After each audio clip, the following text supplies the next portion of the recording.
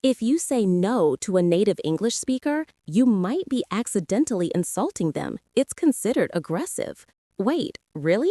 So what do I say? In this video, we are teaching you the silent no. The 3 ways natives refuse things without ever actually saying the word no. Welcome to English Dose. We aren't just listing words today, we are fixing your social skills. We're covering the soft wish, the rain check, and the hardest one, the professional letdown. Listen to this dialogue first. Notice she refuses him 3 times but never uses the N-word. Let's analyze. Dialogue. Tom. Hey Sarah, are you free for dinner tonight? I just found a great new Italian place. Oh, that sounds lovely, Tom. I wish I could, but I have a huge deadline tomorrow that I need to finalize. I'm afraid I'll be working late. That's a shame. Okay, well, maybe later this week. What about Friday? Friday is tricky too. Can I take a rain check on that? I'll reach out to you next week once this project is off my plate. Sure, sounds good. I'll hold you to that. Did you catch that? Sarah successfully refused Tom twice without any awkwardness. She sounded polite, she protected her boundaries, and she still kept the relationship positive. That is the goal of the silent no. When you use the direct word no, it acts like a wall. It ends the conversation immediately and forces the other person to feel rejected. English speakers, especially in professional or casual social settings, prefer indirect communication. This means we create a buffer, a layer of politeness between the request and the refusal. You are signaling that you regret not being able to help, even if you are secretly relieved to stay home. Let's break down the 3 most powerful techniques, starting with the most common social avoidance tool. Technique 1, the soft wish. The phrase you need to master here is, I wish I could, but. This phrase is brilliant because it establishes 3 things immediately. 1, acknowledgement, 2, desire, and 3, external blame. You acknowledge the request by saying, that sounds lovely, or I appreciate that. Then you express the hypothetical desire to accept, I wish I could. This is a key psychological move. You are signaling that your refusal is not personal. You genuinely want to do the thing. Then the word but arrives, and this is where you insert a non-committal reason or an external factor that prevents you. Let's practice this in a scenario. Imagine your neighbor invites you to an outdoor event, but you hate the cold. If you say, no, it's too cold, you sound selfish. Dialogue. Neighbor. Hey, we're having a bonfire this weekend. You should join us. You. Poor answer. No, I can't. Oh, why not? Dialogue. See how that felt? It creates immediate tension and forces you to justify yourself. Now let's use the soft wish. Neighbor. Hey, we're having a bonfire this weekend. You should join us. You. Good answer. That is such a kind invitation. I wish I could, but my calendar is completely full this weekend, unfortunately. I hope you have a great time. The refusal sounds warm and definite. You placed the blame on the calendar, not on your feelings about the cold, and you ended with a polite good wish. Remember to use the past tense could because you are talking about a hypothetical situation that will not happen. Technique 2, the rain check. This technique is perfect for situations where you genuinely want to do the activity later, or if you want the other person to think you want to do the activity later. It is the art of postponement. The many phrase is, can I take a rain check? Or let's take a rain check. Do you know where this phrase comes from? It actually originates from baseball games. If a game was canceled due to rain, spectators were given a rain check, a ticket that allowed them to attend a future game instead. Today, it simply means, let's postpone this until a later unspecified date. Using a rain check works best in casual or semi-formal situations, typically for social invitations. If you use this, you need to sound sincere that you will contact them later, even if you never actually do. Let's imagine your friend invites you to lunch, but you are trying to save money this month. Dialogue. Friend. I need to catch up. Lunch on Tuesday? You. I would really like to, John, but I am completely swamped with errands right now.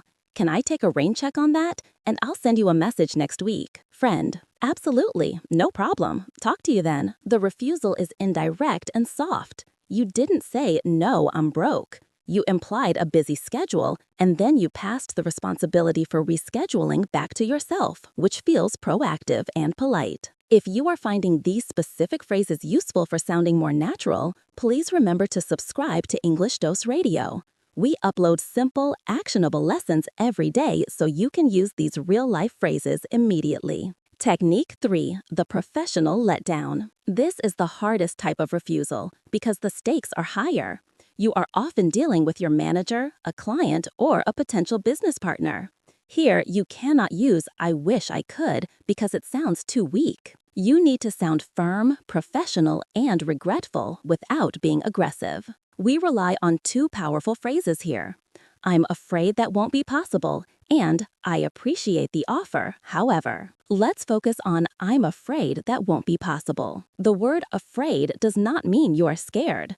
In this context, it is a formal, polite way of expressing regret. You are apologizing for the outcome, not for your decision. You are saying, I regret that the circumstances prevent this. I need you to take over the Anderson report, and I need it by 9 a.m. tomorrow. I don't think I can do that. I'm too busy. Sounds aggressive and unprofessional. I appreciate the extra responsibility, but I'm afraid that won't be possible given the current deadline. I can have it finished by noon tomorrow, or I can focus entirely on the first half by 9 a.m. Notice the structure of the strong refusal. You use the acknowledge, regret, offer alternative. You acknowledge the request. I appreciate the responsibility. You stated the refusal politely. I'm afraid that won't be possible. And then, critically, you offered a solution. I can have it finished by noon tomorrow. By offering an alternative, you shift the discussion from a hard refusal to a negotiation. This is the gold standard of professional communication. Let's try the second option. I appreciate the offer, however. This works excellently when turning down a job offer, a sales pitch, or a high-level request. Client, we'd like you to reduce the price by 20%. I appreciate the offer. However, our current pricing structure reflects the quality and time investment. We are unable to reduce the price, but we can offer you an extended payment plan instead. You sounded definite, but you used however as a cushion instead of a hard no. This keeps the door open for continued dialogue. The trap quiz, testing your context. Now that you have the three main tools, the soft wish, the rain check, and the professional softener, let's test your ear for context. Remember to think about the formality level and the relationship. Scenario 1. A colleague you barely know asks you to help them move furniture this Saturday. You have other plans. What technique do you use? You need the soft wish. That's a big job. I wish I could help you out, but I have family commitments all day Saturday. I hope it goes smoothly. Since it's a commitment, you avoid the definite promise of a rain check, which might force you to help them later. Scenario 2. A pushy person in a mall tries to get you to sign up for a credit card. You just want to walk away. Here, politeness is less important than firmness. You use the professional softener, but stripped down. I'm afraid I'm not interested. Or, even better, I'm not interested, thank you. You cut the conversation short with finality. You use a downward intonation to signal that the conversation is over. Scenario 3. Your closest friend asks you to watch their very energetic dog for a week while they are on vacation, but you are severely allergic. This is a personal relationship, so you need empathy, but the reason is solid. You use the soft wish and the truth.